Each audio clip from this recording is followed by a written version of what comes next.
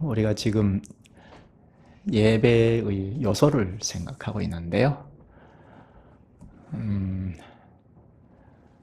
찬송에 대하여 지난 시간에 생각을 한 5시간 했습니다. 오늘은 설교에 대하여 생각을 하겠습니다. 설교가 무엇인가 하는 점을 오늘 생각하겠습니다. 지난번에 찬송에 대하여 한 5시간 생각을 했는데 바로 지난 주일에는 찬송을 누구에게 하는가 또 왜 하는가 하는 점을 생각했습니다. 이건 상식적으로 다 알 수 있는 내용인데 그러나 성경적인 근거를 가질 필요가 있어서 성경 몇 곳을 찾아가면서 생각을 했습니다. 근데 주로 에베소서 1장을 놓고 생각을 했죠. 우리를 거룩하고 흠이 없게 하시기 때문에 주님을 찬송한다. 찬송의 대상은 성부, 성자, 성령, 삼위 하나님께 한다 하는 것을 생각했고, 왜 하나님께 찬송하는가? 우리를 거룩하고 흠이 없게 하시기 때문이다 했습니다. 그 앞에는 창세전에 우리를 그리스도 안에서 택하셨기 때문이라는 것을 생각했습니다. 창세전에 하나님께서 우리를 택하셨다 하는 이 문제, 이것은 생각할 점이 있는데요. 창세전에 하나님께서 택하셨다. 이것은 시공간의 이 땅을, 시공간의 제한 속에 있는 이 세상을 뛰어넘는 영원의 세계이죠. 영원의 세계에 영원히 계시는 하나님이신데 그 일을 우리가 잘 모릅니다. 영원의 세계에서 일어나는 일을 또 하나님을 어떻게 압니까? 그런데 우리를 택하셨다 하는데 그것은 에베소 교회를 놓고 이야기하는 건데요. 지금 에베소 교회가 찬송한다는 겁니다. 교회를 형성하고 있다는 것입니다. 그러니까 에베소 교인들은 찬송하고 있는 교회에 속하고 있으니까 우리를 택하셨다 하는 확신을 가질 수 있습니다. 우리는 시공간의 제한 속에 있기 때문에 영원의 세계에서 일어나는 일을 알 수 없습니다. 택하셨다? 잘 알 수 없습니다. 그런데 하나님께서 확신을 가질 수 있도록 교회에 포함시켜 놓고 찬송하게 하셔서 확신케 하신 것입니다. 따라서 오늘 우리도 하나님의 교회에 부름을 받아서 속하여 예배하고 찬송하는 것을 경험하니까 과연 하나님께서 우리를 택하셨다 하는 것을 알 수 있습니다. 하나님께서 우리를 창세전에 택하셨다는 것은 개인주의가 아닙니다. 개인적으로 택하신 것이 아닙니다. 하나님께서 불러 모으신, 그래서 하나님의 약속을 신실히 믿고 가는 교회 공동체를 택하신 것입니다. 여기에 우리를 불러놓고 예배하게 하고 찬송하게 하시니까 우리도 확신을 가지는 것입니다. 그럼 이 언약 공동체인 교회에 벗어나서 나를 택했다 하면 말이 안 되는 거죠. 개인주의로 택한 것이 아닙니다. 이 점을 우리가 생각을 했고, 그리고 말미에 가서는 찬송의 위력도 잠깐 생각하고 마쳤죠. 어린아이와 젖먹이들의 찬송은 하나님께서 쓰셔서 권능을 세우신다 했죠. 어린아이, 젖먹이들의 찬송을 받으시고 원수들을 잠잠케 하신다고 했습니다. 오늘 우리는 여기에서 이 땅에서 소수의 무리가 찬송을 하지만 이것이 그냥 소리에 불과하고 사라져버리는 것이 아니고 이 세상을 향하여 울려 퍼지는데 주님께서 쓰시기 때문입니다. 하나님께서 우리의 찬송을 받으시고 원수들까지도 잠잠케 하십니다. 그러니까 찬송할 만하죠. 오늘은 설교에 대하여 설교가 무엇이냐 하는 점을 생각했으면 합니다. 우리가 설교에 대하여 장시간 교회를 출석해서 교회를 이루고 사는 신자들은 기본적으로 잘 아실 텐데요. 설교가 무엇인가? 하나님의 말씀을 전하는 것이다. 하나님의 말씀을 가르치는 것이다. 뭐 이것저것 생각할 수 있겠죠. 설교가 무엇이죠? 오늘 본문에는 17절에 그러므로 믿음은 들음에서 나며 들음은 그리스도의 말씀으로 말미암았느니라 하죠. 믿음이 어디에서 나느냐? 정의하기를 들음에서 난다 했습니다. 믿음이 어디에서 나느냐? 이건 정의입니다. 들음에서 난다. 구원이 들음에서 난다는 것입니다. 여기 들음은 직역하면 들려지는 것, 곧 설교를 말합니다. 설교를 통하여 믿음이 난다는 것입니다. 구원받는다는 것입니다. 이 설교가 무엇이냐? 그리스도의 말씀으로 말미암았느니라 하죠. 그리스도의 말씀입니다. 설교란 그리스도의 말씀을 대언하는 것입니다. 에베소서 2장 17절 이후 쭉 보면 그리스도께서, 예수님께서 에베소 지역에 가서 먼 데까지 가서 하나님 나라 복음을 전해서 믿는 자들을 형성해서 에베소 교회가 섰다. 그렇게 가르칩니다. 예수님께서 에베소 지역에 가서 복음을 전한 적이 있습니까? 유대 땅을 넘어서서 에베소 지역은 저 위쪽 수리아에서 왼쪽으로 소아시아 지역인데요. 지금 터키 지역이죠. 예수님 거기 가신 적이 있습니까? 그런데 예수님께서 가서 복음을 전해서 교회가 섰다고 가르칩니다. 에베소 지역에 복음을 전한 자는 사도 바울입니다. 바울이 복음을 전해서 그리스도의 복음을 전해서 교회가 형성이 되었습니다. 무엇을 말합니까? 사도가 그리스도의 발노릇해서 에베소 교회에 갔고 그리스도의 말을 대언한 설교를 했다는 것입니다. 따라서 설교는 그리스도를 대언하는 것입니다. 고린도 후서 5장 20절에 보면 사도들이 그리스도를 대신하여 사신이 되어 간청하노니 너희는 하나님과 화목하라 합니다. 사도들이 사신이 그리스도의 사신이라고 합니다. 그리스도의 사절이라는 말입니다. 사절은, 대통령의 사절은 어느 나라에 파송이 되면 그 나라에 가서 자기가 하고 싶은 말을 하면 안 되죠. 대통령이 시킨 그 말을 그대로 전달하는 것이 사절이죠. 이와 같이 대언자는, 말씀 심부름하는 자는 그리스도께서 말씀하시는 것을 그대로, 하늘나라의 대통령이니까 그리스도의 말을 그대로 전달하는 것입니다. 따라서 설교란 그리스도의 말을 대언하는 것입니다. 사도행전 2장 우리가 자주 봤죠. 앞에서 교회가 어떻게 섰고 예배가 어떻게 시작이 되었는지를 보았습니다. 거기 하나님께서, 성령 하나님께서 강림하셨고, 우리가 중요하게 봐야 할 것은 사도들, 대표인 베드로가 설교했다는 것입니다. 베드로의 설교의 요지는 너희들이 죽인 예수 그리스도가 부활했다는, 예수 그리스도의 죽음과 부활을 전했고, 그리고 하늘에 오르셔서 성령을 지금 보내서 지금 성령이 임했다는 것을 가르쳤죠.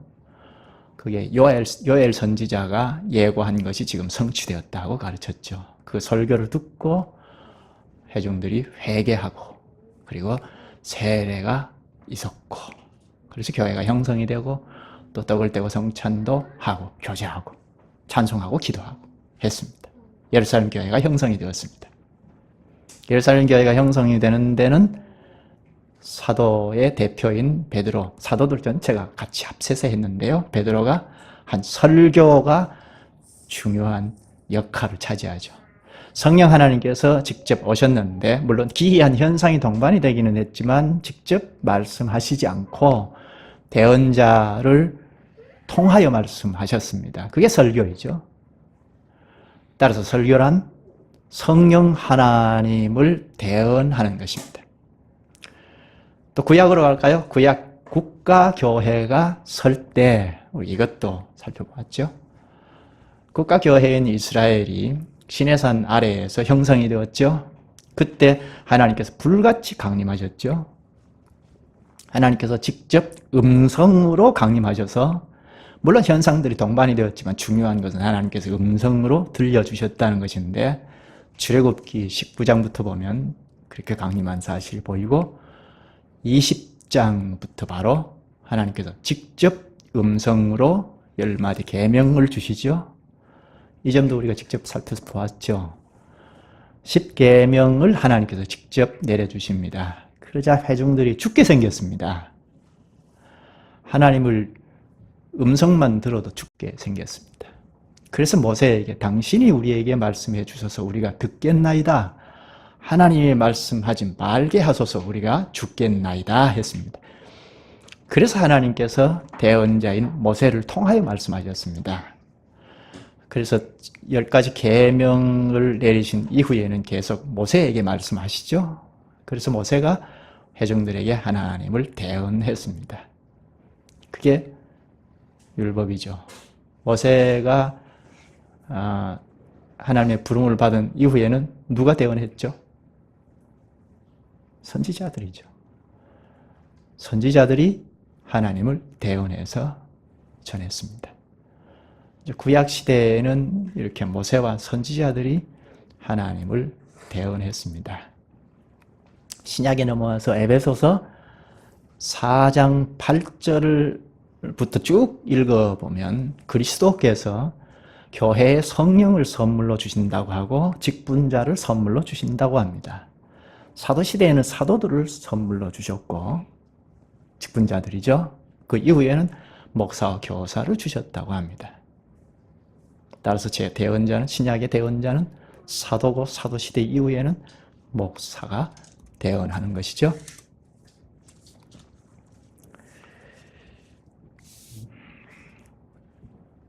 설교란 하나님의 말을 대언하는 것이다. 이렇게 보면 지금까지 생각한 이 말씀을 정리해 보면 설교란 그리스도를 대언하는 것, 또 성령 하나님을 대언하는 것, 또 아버지 하나님을 대언하는 것. 근데 어떤 것을 말하든지 하나님을 대언하는 것이 설교다. 설교가 무엇인가 하면 하나님을 대언하는 것이다. 그렇게 인식해야 하죠. 사람이 자기가 하고 싶은 얘기를 하는 것이 아니라는 것입니다. 하나님을 대언하는 것이다. 그럼 누가 대언할 것인가 하는 문제가 있죠. 누가 대언하죠? 회중 가운데 한 발 앞서 있는 자를 세우십니다. 성령께서. 하늘에서 뚝 떨어지는 것이 아닙니다. 슈퍼맨이 대언하는 것이 아닙니다. 우리와 똑같이 죄인인데 같이 교회를 이루고 있는 회중 가운데 한 사람을 한 발 앞서 있는 사람을 대언자로 세웁니다. 그것을 에베소서 4장 8절 이후에부터 보면 사도시대는 사도들이고 사도들 우리와 똑같은 죄인이지 않습니까? 그 이후에는 목사입니다. 오늘날에는 목사가 대언자입니다. 그런 목사가 가장 전면에서 생각해야 할 것은 하나님을 대언해야 한다는 것입니다. 목사가 하나님을 대언하지 아니하면 문제가 많은 목사이죠. 공자나 석가가 와서도 할 수 있는 설교를 도덕적인 교훈 정도, 도덕 설교를 한다면 목사의 길을 포기하는 거죠. 강단에서 설교할 때 어떻게 전해야 할 것인가? 내용이 도덕 설교하면 안 된다는 것입니다. 그건 공자를 여기다 세우면 낫잖아요. 석가를 세우는 게 낫잖아요. 이제 석가나 공자를 목사로 시키지 않았죠? 도덕 설교뿐이겠습니까? 이 세상에 어디에 가서도 얼마든지 들을 수 있는 강연, 종교 강연, 또 감동을 주는 어떤 교훈적인 설교라면 이건 설교라고 할 수가 없습니다. 잘못된 것, 그릇된 설교, 거짓 설교라고 할 수 있죠. 그건 설교가 아니다 하고 그냥 그칠 것이 아닙니다. 잘못된 설교는 그 설교를 듣는 모든 사람들이 사망에 빠뜨리게 하는 거짓 선지자의 일이 됩니다. 대표적인 예를 하나 들까요? 우리가 너무 잘 아는 구약으로 가면 이스라엘 국가교회 때인데 아합 왕이 치리했던 때입니다. 이때 아합 왕에게 빌붙어서 설교를 하던 거짓 선지자들이 자그마치 850명이나 되었습니다. 이들은 하나님을 대언하기보다 왕을 대언했습니다. 더 나아가면 백성들을 대언했습니다. 이렇게 해주십시오, 저렇게 해주십시오, 이것이 옳습니다 하고 사람들의 구미 요구사항을 잘 캐치해서 설교했습니다. 사람들이 귀를 즐겁게 했습니다. 얼마나 좋아요. 우리 잘 됩니다. 성공할 것입니다. 하나님께서 복 주실 것입니다. 하는 설교가 흘러 넘쳤습니다. 열왕기상 22장에 보면 한 번은 왕이 자기 이권이 걸려있는 전쟁을 앞두고 고심하다가 선지자들을 불러 모았습니다. 거짓 선지자 400명이 왕의 그 요구사항을 알죠. 이권이 달려있는 전쟁인 것을 알고 왕이여 전쟁에 나가면 반드시 승리할 것입니다. 하나님께서 승리케 하실 것입니다. 믿고 가십시다. 이구동성으로 그렇게 부추겼습니다. 근데 미가야 선지자가 가만히 보니까 이게 얼토당토 않거든요. 하나님께서 하시는 말씀은 정반대인데 그래서 담대하게 왕이여 전쟁에 나가면 죽습니다. 전쟁에 가면 안 됩니다. 하고 하나님의 말을 그대로 대언했습니다. 왕에게 듣기 싫잖아요.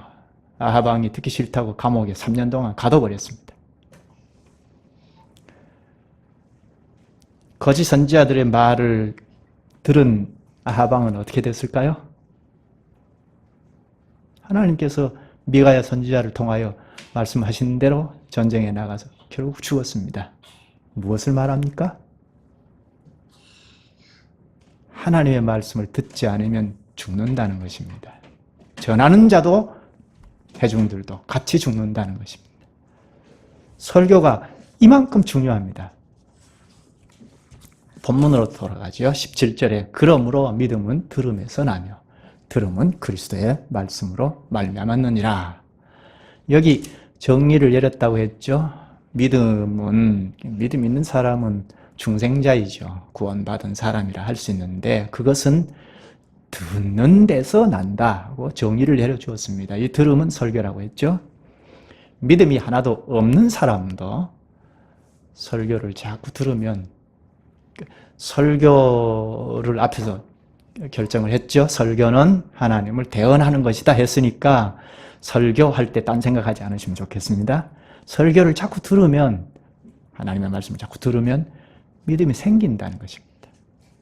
구원이 일어난다는 것입니다. 마치 예수님께서 지상 사역을 하실 때 죽어서 무덤에 묻힌 나사로를 향해서 나사로야 나오너라 하니까 나사로가 벌떡 일어나서 걸어 나왔습니다. 그것처럼 성령께서 전달되는 하나님의 말씀을 쓰셔서 믿음을 불러일으키는 것입니다.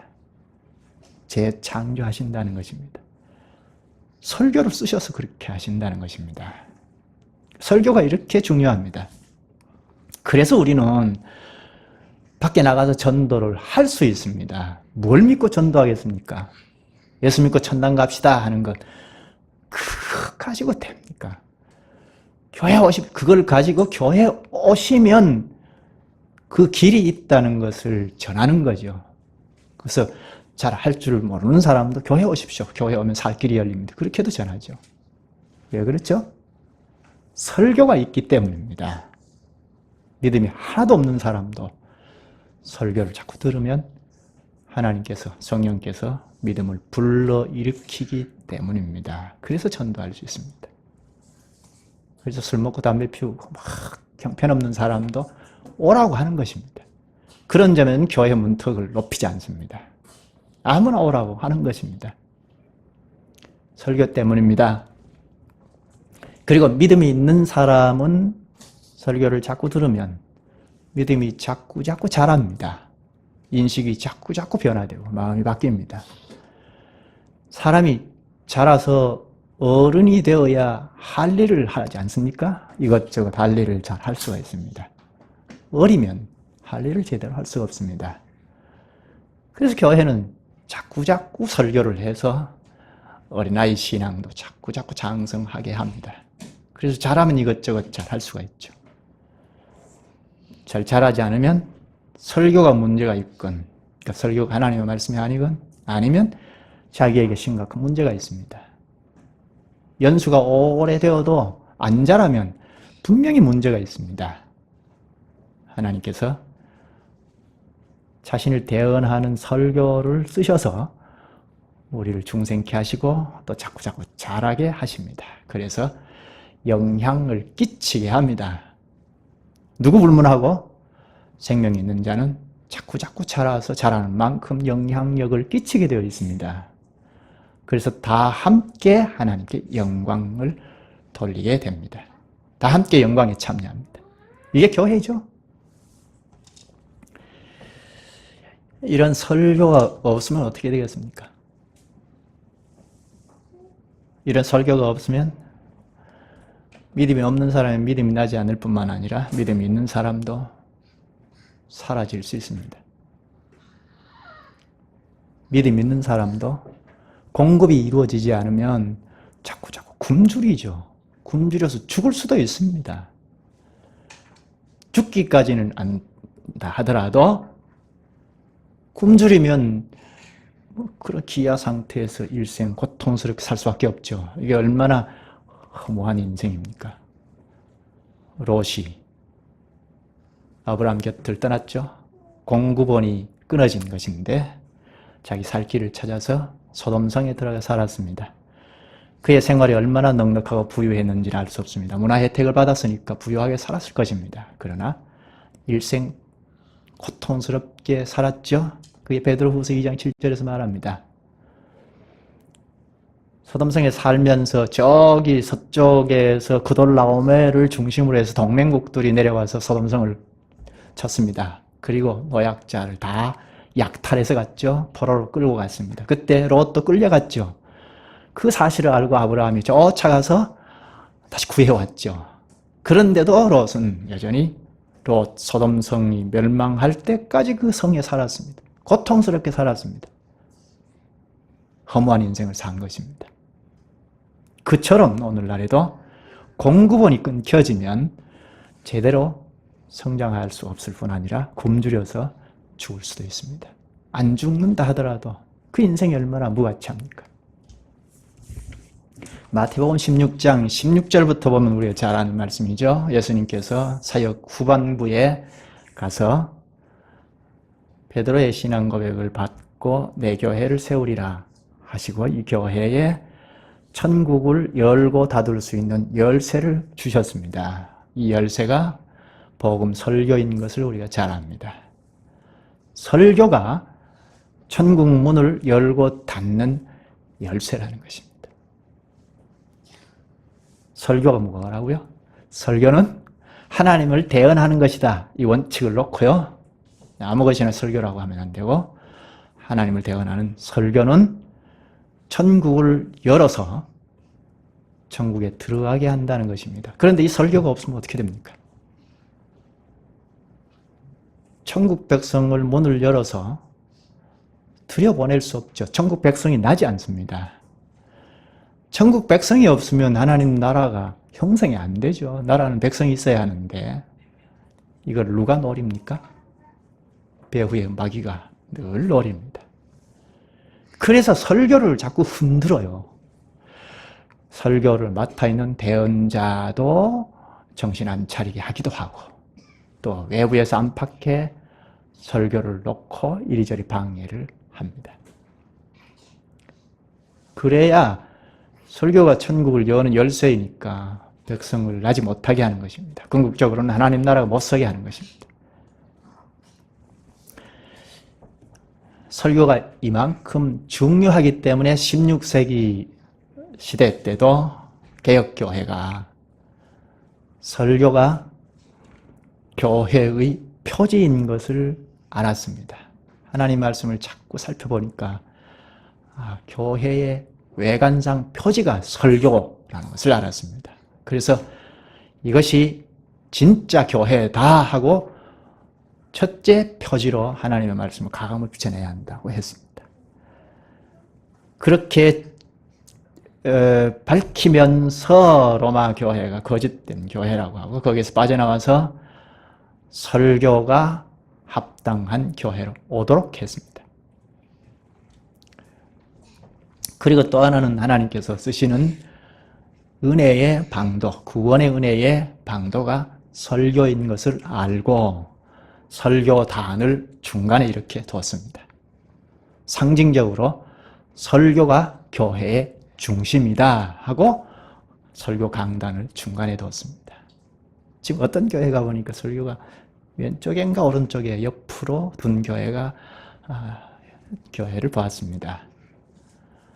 설교가 중심이다 하는 것을 알고 한지 모르고 한지는 잘 알 수가 없는데, 아무튼 교회는 설교가 중심입니다. 무엇이죠? 하나님이 중심이라는 것입니다. 신약 성경을 보면 말씀을 전하는 일, 설교죠. 하나님의 말씀을 전하는 일, 그리고 듣는 일을 굉장히 강조했습니다. 놀랄 만큼 강조했습니다. 그 중에 가장 중요한 본문이 바로 오늘 본문입니다. 로마서 10장 14절에서 17절, 이건 외워둘 필요가 있습니다. 여러분 외우시면 좋겠습니다. 다 못 외우면 17절이라도 그러므로 믿음은 들음에서 나며 들음은 그리스도의 말씀으로 말미암느니라.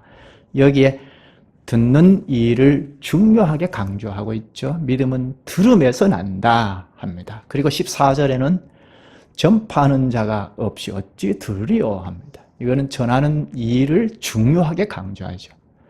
듣는 일과 전하는 일을 중요하게 강조합니다.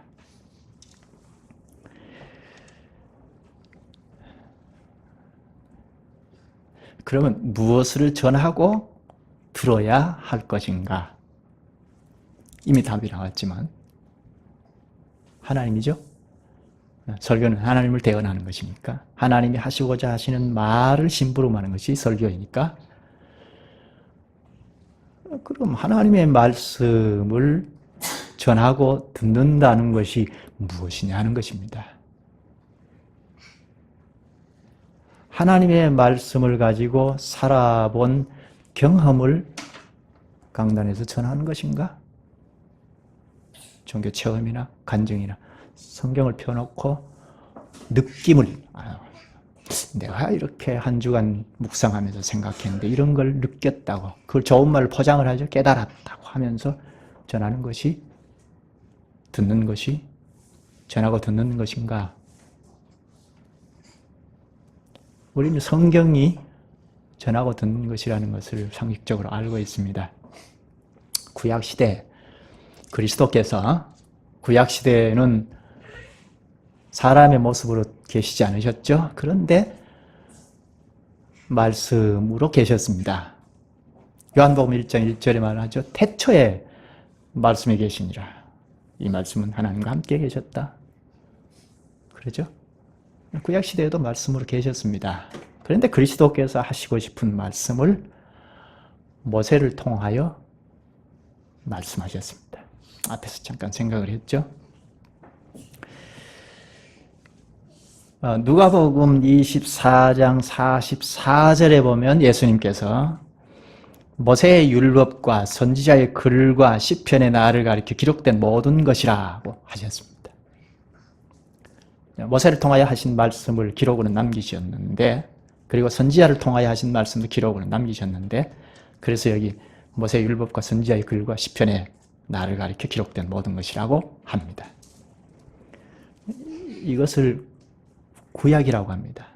구약 성경, 기록된 성경을 말할 때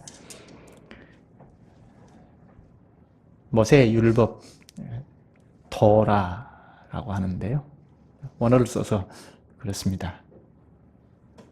토라, 율법, 그리고 선지자의 글, 이걸 느비임이라고 하고, 그 밖에 나머지 거룩한 글이라고 하는데 케투임이라고 합니다. 그래서 율법, 선지자, 또 시편이나 뭐 잠언, 전도 이런 것들을 거룩한 글들이라고 합니다. 구약 성경을 말할 때 율법이나 모세의 율법, 선지자의 글, 또 더 줄여서 모세의 율법이라고 하기도 합니다. 구약 성경이 예수 그리스도의 말씀이라고 합니다. 모세가 예수 그리스도의 말을 대언했고, 모세 이후에는 선지자들이 그리스도의 말씀을 대언했습니다. 신약시대에 와서는 그리스도께서 직접 말씀을 하셨죠. 3년간 직접 말씀으로 가르치셨습니다. 그것을 기록으로 남긴 것이 복음서입니다. 그리고 그리스도께서 하늘에 오르시면서 사도들에게 다 맡기셨죠. 그래서 사도들을 통하여 말씀하셨습니다. 사도들이 예수 그리스도를 대언한 것을 기록으로 남긴 것이 서신서이고 요한계시록까지죠. 사도 요한이 요한계시록을 기록했죠. 그 이후에 사도시대 이후에는 더 이상 그리스도께서 누구를 통하여 직통하는 계시는 없어졌습니다. 기록으로 남긴 구약과 신약을 통하여 말씀하십니다. 이 기록 계신 성경을 벗어나서 특별히 따로 계시할 까닭이 없어졌기 때문입니다.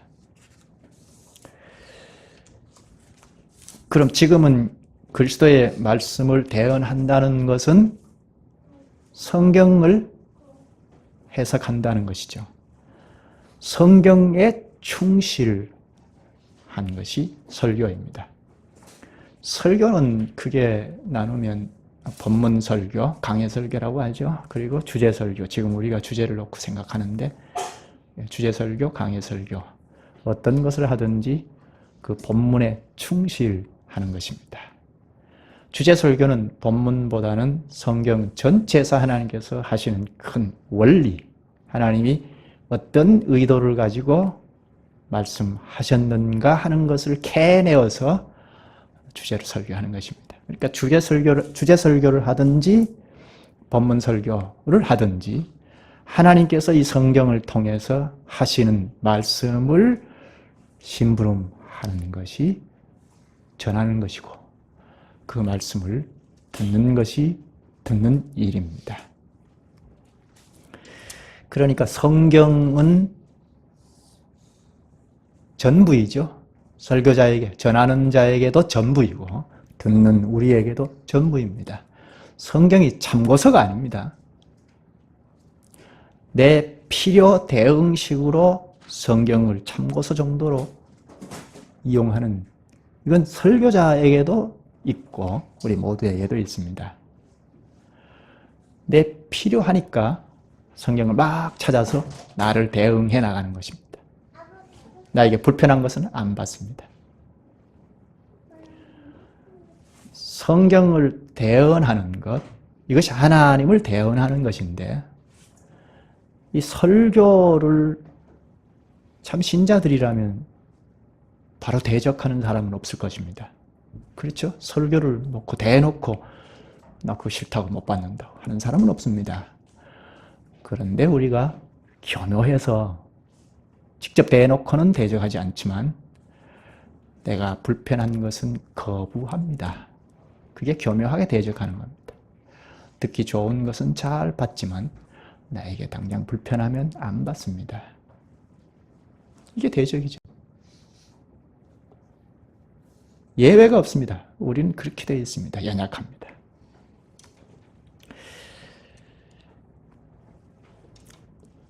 예배의 요소에서 설교를 생각하고 있으니까요. 예배에서 설교가 중심입니다. 성경을 낭독하는 것, 그리고 그것을 설교하는 것, 적용하는 것, 이것이 예배의 중심입니다. 그럼 설교가 전부인가? 예배에서 설교가 꼭 있어야 하나? 설교가 없어도 예배가 가능합니다. 그런데 설교가 빠져버리면 다른 여러 요소들이 심각한 문제를 이야기할 수 있습니다. 우리가 찬송하고 기도하고 헌금하고 감사하고 또 교제를 하고 하는 등등의 일은 다 하나님의 말씀의 조명을 받아야 존재합니다. 하나님의 말씀의 조명을 받지 아니하고 따로 놀면 허상이 빠집니다. 찬송하면서도 하나님을 찬송하지 못할 수 있습니다. 기도도 마찬가지고 헌금하는 것도 마찬가지고 우리가 교제하는 것도 마찬가지입니다. 사람만 남을 수 있습니다. 그런 점에서 설교가 중요하다는 것입니다. 예배 중에 우리는 하나님과 교제합니다. 하나님께서 말씀으로 오십니다. 우리는 그 하나님과 교제합니다. 그리고 그 하나님의 말씀인 설교를 듣습니다. 설교를 듣고 실질은 기도를 회복해서 하고 찬송하고 감사 헌금을 하고 우리끼리 교제를 하고 합니다. 파급되어서 우리 삶의 현실에 다 설교를 통하여 실질 있는 삶을 점점 세워나갑니다. 이것이 예배를 국한하면 하나님의 말씀에 설교를 듣고 기도하고 찬송하고 감사하고 헌금하고 하는 이런 일이 참 신비한 일입니다. 이 세상 사회 어디에서는 찾아볼 수 없는 일입니다. 아주 신비한 일입니다. 우리가 이런 신비한 일에 참여하고 있다는 것은 놀랍도록 기쁜 일입니다. 하나님은 지금까지도 말씀을 늘 해오셨습니다. 그 때문에 교회가 어느 시대에도 사라지지 않고 명맥을 유지해 왔습니다. 말씀이 있기 때문입니다. 그 때문에 오늘 우리도 여기에서 하나님 앞에 찬송합니다. 하나님께서는 자신을 대언하는 설교를 통하여 계속해서 일하십니다. 신비하게 하실 수 있죠. 그런데 원칙을 정해놓으시기를 설교를 사용하셔서 일을 하십니다. 앞으로도 계속 그렇게 하실 것입니다. 그런 점에서 하나님께서 말씀은 영원하다 하고 약속하셨습니다. 이사야 40장 8절에 푸른 마르고 꽃은 시드나 우리 하나님의 말씀은 영원히 서리라 합니다. 시편 119편 89절에 여호와여 주의 말씀은 영원히 하늘에 굳게 섰사오며 합니다. 하나님의 말씀은 영원하다 합니다. 누가복음 21장 33절은 예수님께서 하신 말씀인데 천지는 없어지겠으나 내 말은 없어지지 아니하리라 합니다. 이런 약속의 말씀은 다 이루어지죠. 하나님의 말씀은 성취 안 된 것이 없죠. 앞으로도 성취될 겁니다. 하나님의 말씀은 영원하리라 합니다. 반드시 성취될 텐데, 앞으로도 성취될 텐데, 그럼 하나님의 말씀인 설교를 듣고 살아가는 우리도 장차 영원히 살 것입니다. 기도하시죠. 걸어가신 주님께서 믿음은 들음에서 나며 들음은 그리스도의 말씀이라고 하시고 이 말씀이 곧 참설교요. 참설교를 들음으로 생명이 나고 풍성해지고 또 하나님의 영광에 참여하는 길임을 오늘 저희에게 깨우치시오니 감사합나이다. 저희는 저희를 시정하고 불편하게 하고 하는 주의 말보다 듣기 좋은 사람의 말, 귀를 즐겁게 하고 마음을 흐뭇하게 하는 사람의 말을 듣기 좋아하는데 우리 주님께서 참된 설교란 하나님의 말을 대언하는 하나님의 말씀이 가르쳐 주셔서 저희가 사람의 말에 현혹되어 넘어가지 않게 하시오니 감사옵나이다. 주님의 말을 즐겨 듣기를 좋아하지 아니하면 주님께서 저희들이 주님께 영광을 돌리기는커녕 저희 자신도 허상에 빠져서 죽을 수도 있음을 인식하고 늘 돌이켜 주님의 말씀을 듣기를 항상 즐거워하게 하여 주시사 주님의 영광에 늘 참여하는 저희들이 되게 하여 주옵소서. 예수님의 이름으로 기도하옵나이다. 아멘.